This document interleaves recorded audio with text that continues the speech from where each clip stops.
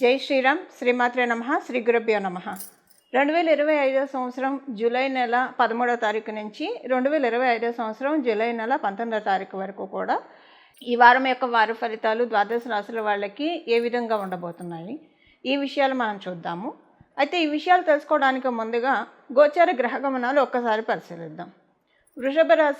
వృషభ రాశ్యాధిపతి అయిన శుక్ర భగవానుడి సంచారము, తృతీయ రాశి కాలపురుషుడు కుండలిలో నుంచి తృతీయ రాశి అయిన మిథున రాశిలో రవిగురుల సంచారము ఈ నెల అంటే సూర్యనారాయణమూర్తి 16వ తారీఖు వరకు కూడా మిథున రాశిలో ఉంటాడు. 17వ తారీఖు నుంచి మిథున రాశి నుంచి ఆయన కర్కాటక రాశిలోకి ఎంటర్ అవుతాడు. అలాగే కర్కాటక రాశిలో బుధ భగవానుడు సంచారము, బుధ భగవానుడు 19వ తారీఖు వక్రగతిలోకి వెళ్తున్నాడు. సింహరాశిలో మంగళ కేతు సంచారము, కుంభరాశిలో రాహు భగవానుడి సంచారము, ఆఖరిదైన మీనరాశిలో శనీశ్వరుడి సంచారము. అన్ని రాశుల్ని చాలా చక్కగా చుట్టబట్టి వచ్చే ఏ గ్రహం యొక్క ఏ రెండు గ్రహాల యొక్క గమనాల ఆధారంగా మనం తిథుల్ని లెక్క కడతామో అలాంటి గ్రహాల్లో ఒకటైన చంద్ర భగవానుడు చాలా ఫాస్ట్గా తిరుగుతాడు. ఆయన ఈ వారంలో మకర రాశి మొదలుకొని మేషరాశి వరకు ఆయన సంచారం సాగుతుంది. అంటే మకర రాశి, కుంభరాశి, మీనరాశి, మేషరాశి ఈ 4 రాశుల్లో ఆయన సంచారం సాగుతుంది. ఈ రాశుల ఈ గ్రహగమనాల రీత్యా ఈ వారము ద్వాదశ రాశుల వాళ్ళకి ఎలాంటి ఫలితాలు ఉండబోతున్నాయి అన్న విషయాన్ని మనం చూద్దాం. అయితే ఈ వారంలో ఏమన్నా ప్రత్యేక అంశం ఉందా అంటే డెఫినెట్గా ఒక చిన్న పాయింట్ అయితే మనకి గోచర గ్రహస్థితులు సూచిస్తున్నాయి. ఇది అందరికీ అప్లికేబిలిటీ ఉంటుంది.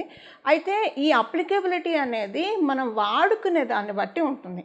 ఇప్పుడు ఇది మీకు అర్థమయ్యే విధంగా చెప్పాలంటే అసలు ఫస్ట్ ఆ విషయం ఏంటో చెప్పి అప్పుడు నేను అప్లికేబిలిటీ ఎలా చేసుకోవాలో మీకు చెప్తాను. ఎగ్జాంపుల్, మిథున రాశిలో గురు భగవానుడి సంచారం చాలా మంచిది అంటే యాక్చువల్గా కాలపురుషుడు కుండలిలోంచి తృతీయ స్థానం గురు భగవానుడికి బృహస్పతికి మారక స్థానం అని చెప్తుంది జ్యోతిష శాస్త్రం. అయితే అదే జ్యోతిష శాస్త్రం తృతీయ స్థానంలో గురు భగవానుడి సంచారము సౌభాగ్య యోగాన్ని కూడా కలగజేస్తుంది. సౌభాగ్య యోగం ఎలా కలగజేస్తుంది అంటే నేను జనరల్గా కాలపురుషుడు కుండలిలోంచి మనం పరిశీలిస్తే కనుక ఎప్పుడైనా గురు భగవానుడు మనకి కాలపురుషుడు కుండలిలోంచి కావచ్చు, మన జన్మరాశి జన్మలగ్న వశాత్తు కావచ్చు, తృతీయ స్థానంలో ఉంటే సహజంగా గురుబలం తక్కువ ఉన్నట్లు. కానీ ఇక్కడ ఆయన తత్వమే ఒక చెరుకు గడ. గురు భగవానుడు అంటేనే ఒక చెరుకు గడ. మనం ఎంత పీల్చి పిప్పి చేసినా స్వీటే ఇస్తాడు కానీ బెటర్ ఇవ్వడు. అయితే ఆయన ఒకవేళ శుభత్వాన్ని ఇవ్వలేకపోతే అశుభత్వాన్ని అయితే ఆయన ఇవ్వడు, కొంతవరకు కట్టడి చేస్తాడు. ఇంకా మరీ బాగోకపోతే మనం చెప్పలేం, కొన్ని కండిషన్స్ ఉంటాయి దేనికైనా. ఆయన గురు భగవానుడు తృతీయ స్థానంలో ఉంటే సహజంగా ఆయనకి 3 దృష్టిలు ఉంటాయి. పంచమ దృష్టి, సప్తమ దృష్టి, నవమ దృష్టి. సప్తమ దృష్టి ప్రతి గ్రహానికి ఉంటుంది. అయితే కొన్ని గ్రహాలకి ప్రత్యేక దృష్టిలు ఉంటాయి. అందులో ఒకటి ఏంటంటే గురు భగవానుడికి 5వ స్థానము, 9వ స్థానం ఇది ఆయన ప్రత్యేక దృష్టి. సప్తమ స్థానం ప్రతి గ్రహానికి ఉంటుంది. అయితే అలాగే మంగళకి 4వ స్థానము, 8వ స్థానము ఈ 2 ఆయన ప్రత్యేక దృష్టిలు. దాంతోపాటు మనం ఇది చూసుకుంటే శనీశ్వరుని చూసుకుంటే తృతీయ స్థానం, 10వ స్థానం ఈ 3 గ్రహాలకి ప్రత్యేక దృష్టిలో ఉంటాయి. అలాగే రాహు భగవానుడు కూడా పంచమ దృష్టి, నవమ దృష్టితోటి చూస్తాడు. అయితే ఇప్పుడు మనం చూడాల్సిన అంశం ఏంటంటే గురు భగవానుడి వరకు మనం తీసుకుంటే ఈ వారం మనకి అది ఈ సంవత్సరం అంతా అప్లికేబిలిటీ ఉంటుంది. సో ఈ సౌభాగ్య యోగం ఏంటంటే ఆయన పంచమ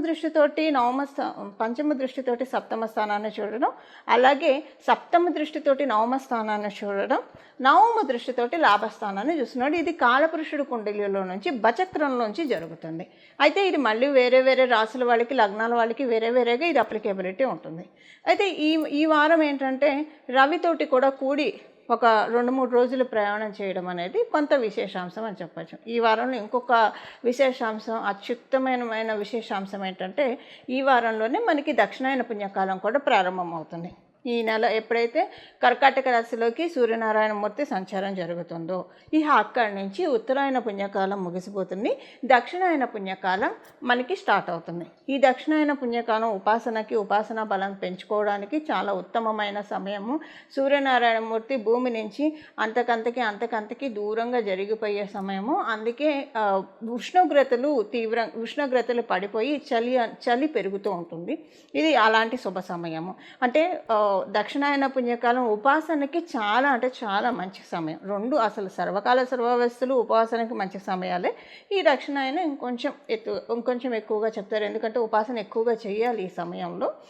ఇవి ఈ వారంలో ఉన్న గోచార గ్రహస్థితులు. ఇప్పుడు మనం ద్వాదశ రాశుల వాళ్ళకి ఎలాంటి ఫలితాలని గోచార గ్రహస్థితులు అందజేయబోతున్నాయి అన్న విషయాన్ని ఇప్పుడు మనం విడివిడిగా ప్రతి రాశికి పరిశీలిద్దాం. సింహరాశి సింహ లగ్నంలో పుట్టిన వాళ్ళకి ఈ వారం మీకు మీ రాష్ట్రాధిపతి అయిన సూర్యనారాయణమూర్తి ఈ వారం నుంచే దక్షిణాయన పుణ్యకాలం ప్రారంభమవుతుంది. ఈ వారం ఏంటంటే మీకు ఒక చిన్న ఇది అంటే నా ఉద్దేశము ఒక చిన్న జాగ్రత్త అని చెప్పచ్చు సింహరాశి సింహ లగ్నంలో పుట్టిన వాళ్ళు. అదేంటంటే మీ ఆరోగ్యం పట్ల మీరు కొంత శ్రద్ధ వహించాలి ఈ వారం వరకు. అంటే ఎప్పుడు మనం శ్రద్ధ వహించాలి. ఈ వారం ఏమైపోతుందంటే పని ఒత్తిడి ఇప్పుడు పని ఒత్తిడి ఎప్పుడు ఉంటూ ఉంటుంది. ఒక్కోసారి మనకి పని ఒత్తిడి మనకి గ్రోత్ని ఇస్తుంది, మనకి డెవలప్మెంట్ని ఇస్తుంది అన్నప్పుడు ఇంకా ఎక్కువ కష్టపడతాం కదా. అలా ఈ వారం ఉంటుంది. ఇప్పుడు ఉద్యోగస్తులు అనుకోండి, మీకు ఒక టాస్క్ ఇస్తారు, ఇది చేస్తే ఇన్సెంటివ్స్ ఇస్తాం, బోనస్ ఇస్తాం. అంటే బోనస్ అంటే నార్మల్గా ఇస్తారు అనుకోండి. ఈ ప్రాజెక్ట్ కంప్లీట్ అయితే ఇంకా మంచి పొజిషన్కి వెళ్తాం, అప్గ్రేడ్ అవుతాం. ఇలాంటివి ఎక్కువగా ఉంటాయి కదా. అది ఈ వారం ఉంటుంది, మీకు ఛాలెంజింగ్ టాస్క్ ఉంటుంది. అది మీరు విన్ అయ్యే విధంగా కూడా ఉంటుంది. ఇక్కడేం ప్రాబ్లం లేదు వృత్తిపరంగా. అలాగే వ్యాపారస్తులు మీ బిజినెస్ పెంచుకోవడానికి, మీ వ్యాలెట్ని ఇంక్రీజ్ చేసుకోవడానికి, అన్లాక్ చేసుకోవడానికి ఇప్పుడు ఉద్యోగస్తులకి వ్యాపారస్తులకి సదావకాశాన్ని కలిగిస్తున్నాయి గ్రహ దేవతలు. అయితే వ్యాలెట్ని అన్లాక్ చేసుకుంటే డబ్బులు ఎక్కువ మనం దాచుకోవచ్చు, అంతే. అదే చెప్తారు జ్యోతిష శాస్త్రంలో. అయితే ఈ క్రమంలో ఎట్ వాట్ కాస్ట్ మన ఆరోగ్యాన్ని పట్టించుకోకుండా పని అని పరుగులు పెట్టకూడదు. పెడితే వచ్చే వారాల్లో హెల్త్ ఎఫెక్ట్ అవుతుంది. మేజర్ అని కాదు, మళ్ళీ మీ జన్మజాతకాన్ని అనుసరించి ఆధారపడుతుంది మేజరా మైనరా అనేది. అందువల్ల ఏంటంటే పని ఒత్తిడి ఎంత ఉన్నా టైంకి తీసుకోవడానికి ప్రయత్నించండి.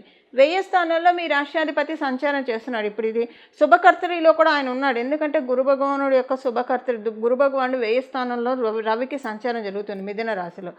దీనివల్ల ఏంటంటే శుభకర్తరిలో ఉన్నాడు, మంచి ఫలితాన్ని ఇస్తున్నాడు, మీకు కాన్ఫిడెన్స్ని పెంచుతున్నాడు. మీరు అనుకున్న టాస్కులు గోల్లు మీరు రీచ్ అవ్వడానికి చక్కగా విద్యార్థులు అందరికీ కూడా అవకాశాన్ని కలిగిస్తున్నాడు. కానీ ఈ క్రమంలో ఏంటంటే మీకు ఆరోగ్యం పట్ల నిర్లక్ష్యం చేస్తారు. పనిలో పడి టైంకి తినకపోవడం. అందులో సూర్యనారాయణమూర్తి టైం డిసిప్లిన్ బాగా సూచిస్తాడు.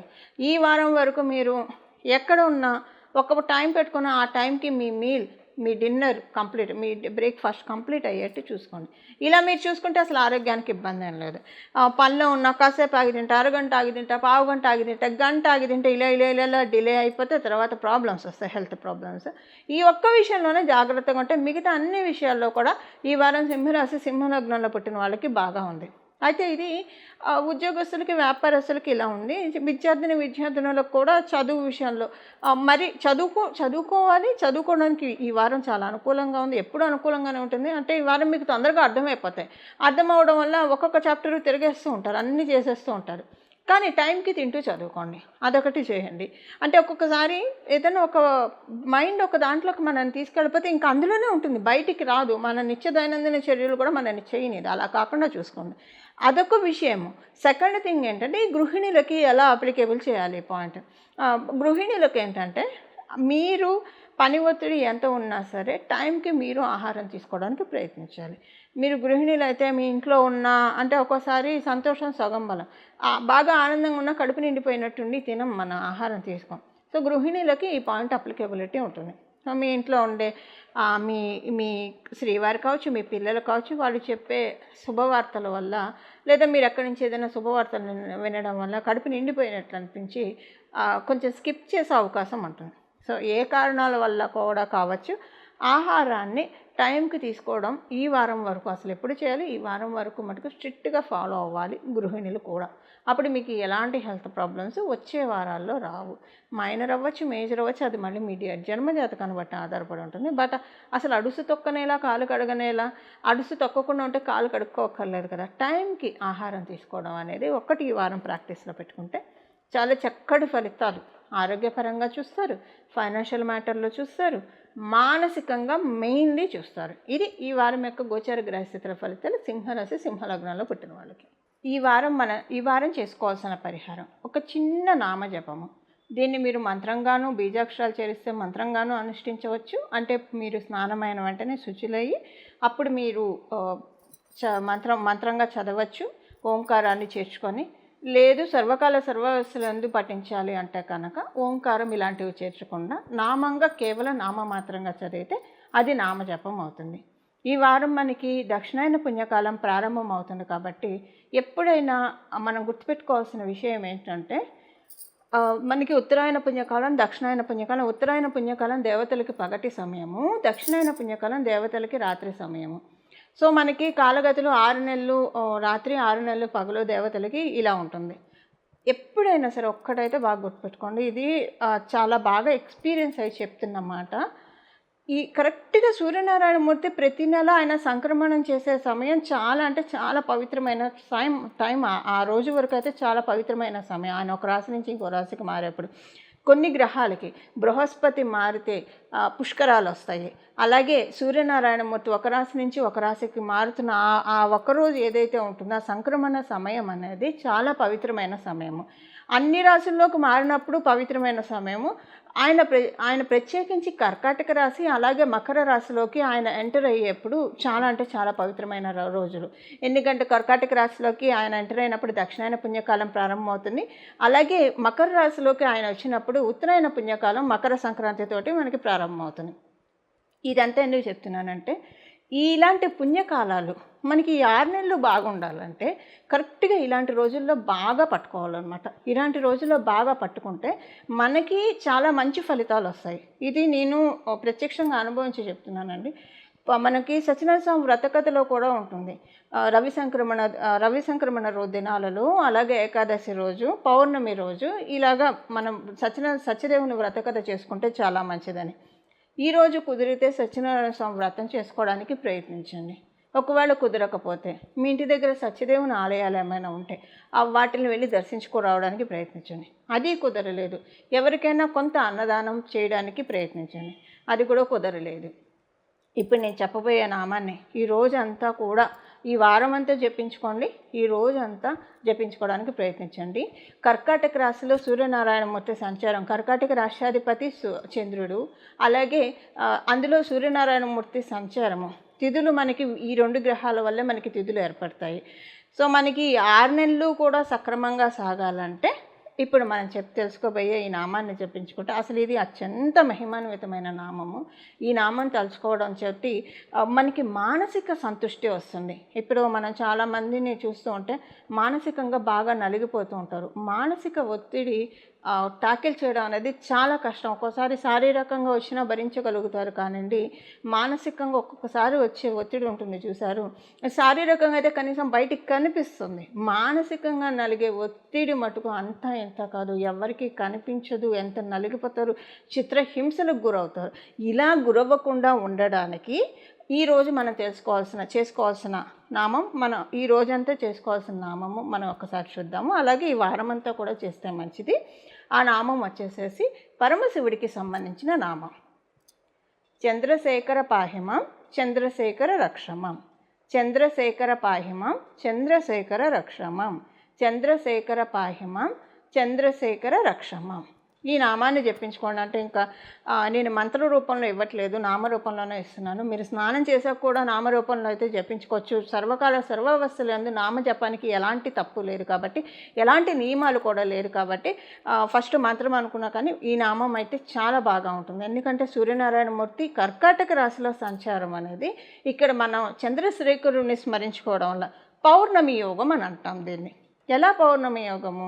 ఎప్పుడైనా సూర్యనారాయణమూర్తి నుంచి మొత్తం శక్తిని కాంతిని చంద్రుడు గ్రహించి చక్కగా జాబిలి మనకి పిండి వెన్నెల్ని కురిపిస్తున్న శరత్కాలంలో అలాంటి పిండి వెన్నెలని అంటే మానసిక ప్రశాంతతని మనం తీసుకోవాలంటే పరమశివుడి తలపైన ఉన్న చంద్రశేఖరం, మనం చంద్రుడిని ధరించాడు కాబట్టి చంద్రశేఖరుడు అని చెప్తాం. ఈ నామంతో కనుక స్వామివారిని ధ్యానిస్తే మనసుకి ఎంత ప్రశాంతత ఉంటుందంటే ఇది మాటల్లో చెప్పలేమండి. ఎవరికి వారు అనుభవించి తీరాలి. ఒక్కసారి మానసిక ప్రశాంతత ఎలా ఉంటుంది అనేది ఒక్కసారి ఎక్స్పీరియన్స్ అవ్వండి. తర్వాత ఈ నామాన్ని మీరు వదలమన్నా వదలరు, అంత అద్భుతంగా పనిచేస్తుంది. ది బెస్ట్ మెడిసిన్ ఈ నామం అని చెప్పడంలో ఎలాంటి సందేహం లేదు. భగవంతుడి మీద పూనికతోటి, భగవంతుడి మీద నమ్మకంతో ఈ నామాన్ని మనమందరం జపించి మనకున్న అంటే భగవంతుడి నామాన్ని జపించడం వల్ల ఆయనకి మనం చేసే ఫేవర్ అంటూ ఏమీ ఉండదు. మనల్ని మనం ఉద్ధరించుకోవడానికే భగవంతుడిని పూజించేది, ప్రార్థించేది దేనికైనా సరే. సో ఈ నామాన్ని పట్టుకొని చక్కగా ఉన్నాం. దక్షిణాయన పుణ్యకాలం కావచ్చు, ఉత్తరాయణ పుణ్యకాలం కావచ్చు, ఆత్మీయ బంధువులారా ఈ రోజులను మటుకు అస్సలు విడిచిపెట్టకండి. మనకున్న ఈ 6 నెలలు బాగా ఉండాలంటే ఈ 2 రోజులు అంటే విడిగా కూడా మనం చేసుకోవాలి. ప్రత్యేకించి ఈ 2 రోజులు ఇప్పుడు మీరు మీ పుట్టినరోజు, మీ పెళ్లి రోజు వస్తే ఎంత స్పెషల్గా సెలబ్రేట్ చేసుకుంటారు. అలా భగవంతుడు పుట్టినరోజులాగా భావించి స్పెషల్గా ఇంటికి మామిడి తోరణాలు కట్టడం, గడపలకి పసుపు రాయడము, ప్రత్యేకమైన ఆరాధనలు చేయడం ఇంట్లో ఇలాంటివి, లేదా రోజంతా కూడా వీలైనంత వరకు ఈ సోషల్ బజ్కి దూరంగా, అన్నిటికీ దూరంగా, అంటే ఒక రకంగా చెప్పాలంటే ఈ ఒక్కరోజు వరకన్నా కనీసం ఇహానికి దూరంగా పరానికి దగ్గరగా ఉండడానికి ప్రయత్నించండి. పరానికి దగ్గరగా ఉండాలంటే పరదేవతను పట్టుకోవాలి. అమ్మవారు కావచ్చు, అయ్యవారు కావచ్చు, మీ ఇష్టం ఎవరినైనా పట్టుకోండి. ఈ నామాన్ని కనుక ఈ రోజంతా జపించడం వల్ల, ఇది నేను ప్రత్యేకించి అనుభవించి చెప్తున్నాను, దక్షిణాయనం ఉత్తరాయణం ఈ 2 కాలాల్లో మనం పట్టుకుంటే కనుక అసలు 6 నెలలు కూడా చాలా చక్కగా వెళ్తాయి. ఎంత ప్రశాంతంగా ఉంటుందంటే అసలు అంటూ కష్టాలంటూ ఎవరికి రాకుండా ఉండడం అయితే అది కల్లా. ఎవరికైనా సరే, ఎంత మహానుభావులకైనా, ఎంత ఉత్తమ పురుషులకైనా, ఎవరికైనా ఇబ్బందులు అనేది మానవులుగా పుట్టినప్పుడు సర్వసాధారణం. నలమహారాజు, సత్యహరిశ్చంద్రుడు అలాంటి వాళ్ళకే తప్పలేదు, మనమెంత పిపీలకు. సో కానీ ఉన్నంతలో ఫిల్టర్ చేసుకోవడమే, మనకున్న కష్టాన్ని ఫిల్టర్ చేసుకొని తగ్గించుకోవడమే. ఆ ప్రయత్నంలోనే ఈ నామజపము మనం అందరం చేద్దాము. పరమశివుడు అత్యంత దయాలు, అత్యంత కృపాలు, పిలిచిన వెంటనే పలుకుతాడు.